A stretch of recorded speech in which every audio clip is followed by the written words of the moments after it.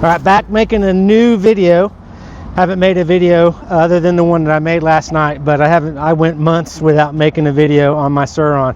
My Surron is now 3 years old. I got this in the end of 2021, and I've managed to keep it looking almost really close to looking new. I take really good care of it. I do ride it, and I have had a couple of little crashes and fallovers and you know, little small things, but I've had a blast riding it, and I just wanted to bring this video because I've kind of reborn, got some new stuff coming that I've decided to go ahead and get, basically because if you watch past videos, I know it's hard for people to go back and watch past videos. The interest just isn't there.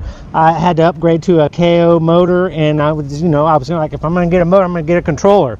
Someday I'll get a bigger battery. So I bought the KO RS motor, the KO Moto controller, put that on.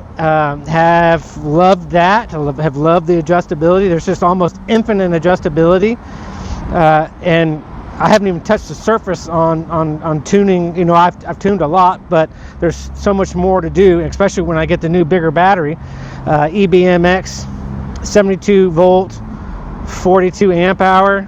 I'm not real good with all the, you know, electrical measurements, but I think that's what it is. I got my battery from CycleWorks. I think that's who I got from. Really helpful gentleman on the phone. They used to not have very much staff, but obviously they've grown into a bigger business. They've hired more people, and so it's just a very gratifying experience working with them now and talking to the main guy that answers the phone. He's really knowledgeable. He's actually a bike rider or an e-moto rider or an e-bike rider. He actually has some knowledge, so he shares a lot of good information. So you know who you are if you just happen to see my video. I'm not saying my videos are popular or going to get a ton of views, but so yeah, this is it. And I'm going to get the new battery in a few days. I bought about 4 items, and they're getting shipped in different shipments. However that works out, but I need to get my wrench or my socket that takes off the rear swing arm. I got a lot to do and bring to you in a video. When I added my upgrade, these KKE 2024 heavy duty forks is what they called them, with the 55-pound spring, I put those on, and then I blew out my rear Fastay shock. I wasn't super happy with my Fastay front forks because they were so soft and so squishy. That's why I got the upgrade to the KKE with the heavier spring. And then, like I said, the rear shock went out. So I turned around and I was like, well, I'm happy with the KKE front forks. Let's try that matching KKE rear shock. And that's what's on the bike now with a, 550-pound spring on there. It came with 3 different spring options. I made a video just a few days ago that highlights all this about me getting the new shock. And I want to say it's Reflosa. That's what I was told how to pronounce it. But yes, I've got the Reflosa shock inside, ready to be put on, but I'm just waiting for more stuff to come in so that I can manage it all together and take the rear swing arm off and put my Gates new belt on, new primary drive belt, because it's been 3 years and I don't really know exactly what mine looks like. It might be worn, it might look really, really good, but I'm going to go ahead and put the heavier duty belt on because of the new battery and the more power. Just might as well take that off. Do any lubrication that needs to be done there. I've already made a video where I took all the suspension components apart and re-lubed that with Pro Motocross caliber grease, along with the headset and all that when I took that shock off, I reused the Pro Motocross grease, Silcoline that I have, put that all, so everything is really lubricated well. And even did that for the wheels. Everything is torqued up and tightened down correctly. So I'm gonna have to do this in series of videos because I don't have everything here yet, but this is going to be a really cool, I think. There's a lot of new bikes that have come out, versus when I got this in 2021, 2022, there wasn't much out. And then, 6 months later or 9 months later, then they started coming out with these Talarias and things, and they were getting a little bit more tested and more people were buying them. And now we've got all this other cool stuff.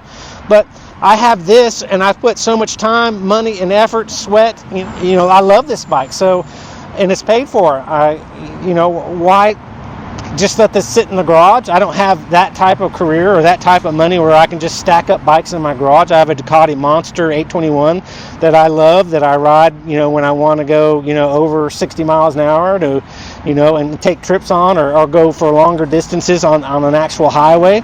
So just getting another bike would just basically put this in the back of the garage. I just don't want to do that. I love this bike. I put a lot of things on it real quickly. The forks, the rear shock, the motor, the speed controller.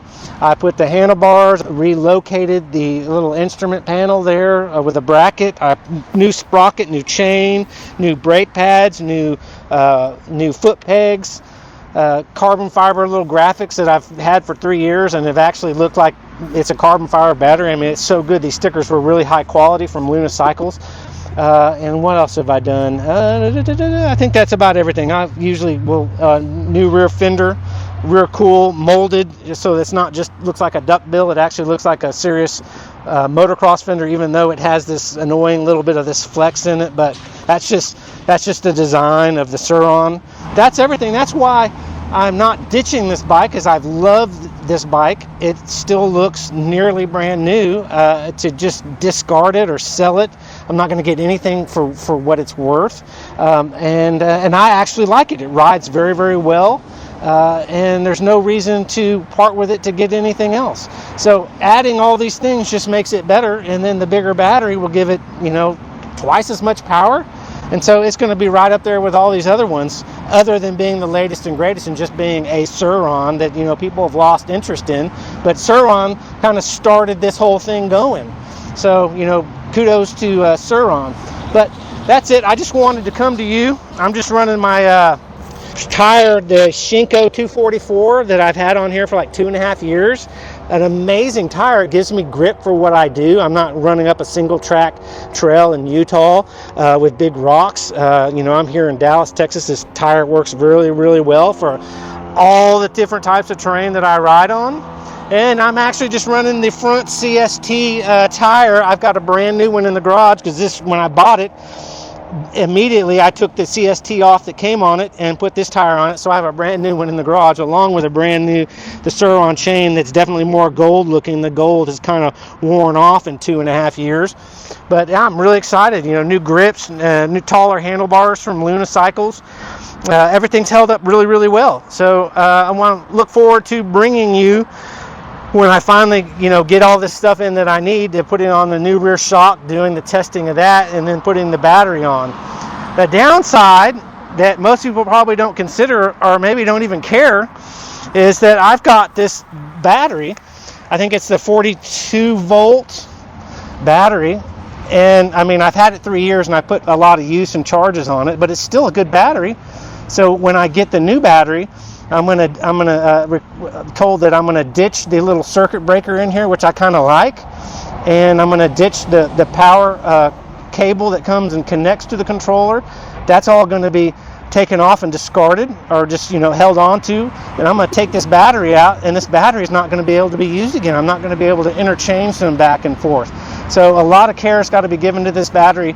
Maybe put it at a 50% charge and try to find a use for it. Maybe I think it'd be cool if you have a power outage, or if you go camping or something, you could attach this to an inverter, a cord to an inverter, and it has outlets in it, and you could run or charge, run your TV or charge things, and you just have a little disposable battery bank that you can carry with you. Otherwise, this battery is just going to sit in the corner of the garage or in the corner of a closet and never be used again. That's kind of a downside of that. But this has been a really good battery. But yeah, I think that's everything I wanted to talk about. There's my cat, my newly adopted cat, young cat. Titty is his name. He's out here running around. But that's it. That's my video. I'm looking forward to bringing you the future stuff and I'm getting excited. That's why I'm making an additional video. So hopefully you find this informative, entertaining at least, and give me a like. Subscribe if you want to watch some more stuff, because there is a lot more interest coming to my Surron. If you have a Surron or a Talaria or all these E-Ride Pros, or there's a handful of new names of bikes coming out. I think they're all made in the same China factory, just you know, they're learning upon each version and making a little bit better, you know, a little bit better package, but it is what it is. But thanks for tuning in. Have a great day, and I look forward to you seeing more videos with me talking about this 2021-22 Surron X Black that I bought from Luna Cycles. Cool. Bye-bye.